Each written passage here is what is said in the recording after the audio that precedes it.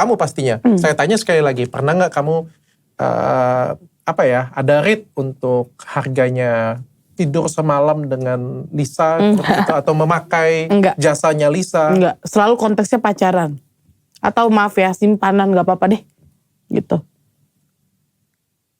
Maksud dokter open BO gitu. Iya itu ya, ternyata aku lupa kata-kata itu. Enggak. Selalu konteksnya pacaran. Open BO kamu gak pernah? Konteksnya pacaran? Konteksnya pacaran, oke. Selain dengan Pak Arka, kamu ada hubungan dengan orang lain lagi? Ya kan. Oke, saya punya pertanyaan penting. Apakah menurut kamu kalau misalnya kita diberikan sesuatu atau sesuatu yang transaksional seperti ini, menurut kamu berhakkah kamu meminta pertanggungjawaban? Kalau misalkan gak hamil gitu ya dokter, kayaknya aku gak akan berisik deh. Gak akan seberisik ini, karena kan memang sebelumnya juga aku banyak mantan yang artis atau pejabat juga ada gitu ya. Ya karena gak ada anak ya aku mau diem. Udah.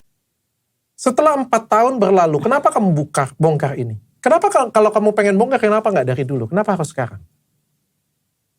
Karena kan berapa bulan terakhir aku merasa disepelekan. Terakhir aku chat itu aja di-read doang. Itu aku gak suka disepelein. Maksudnya kalau misalnya cuman, oh iya nanti ya, gitu. Ada respon gitu. Dari situ aku, pas mau lebaran itu aku emosinya terpacunya dari situ. Oke, berarti kamu tertrigger karena kamu tidak diberikan transfer lagi, dan kamu disepelekan. Mohon maaf saya tanya, kapan kamu terakhir kali ditransfer masih? Aku lupa. Bisa menyesal membongkar ini semuanya?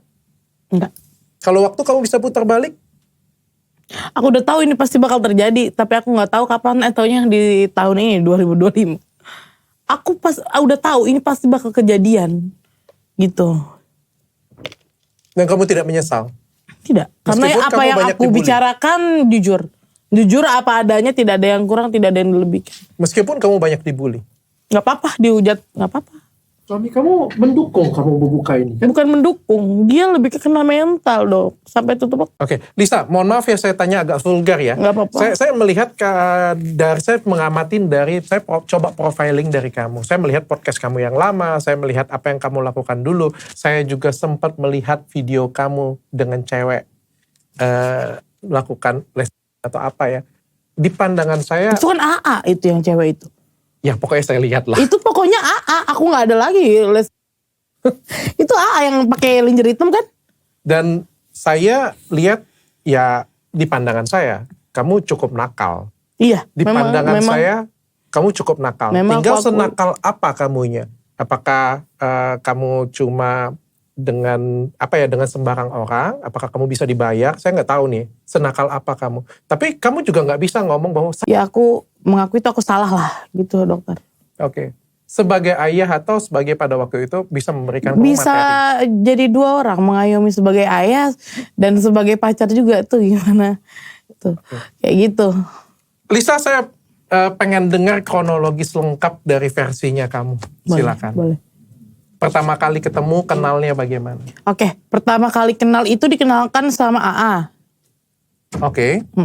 Yang kemarin datang ke podcast ke saya, sini, ya. Dia yang kenalkan. Iya, dia suruh Lisa boleh sebut daerah ya? Boleh. Iya, ke apartku ya di sini, pokoknya ada gitu.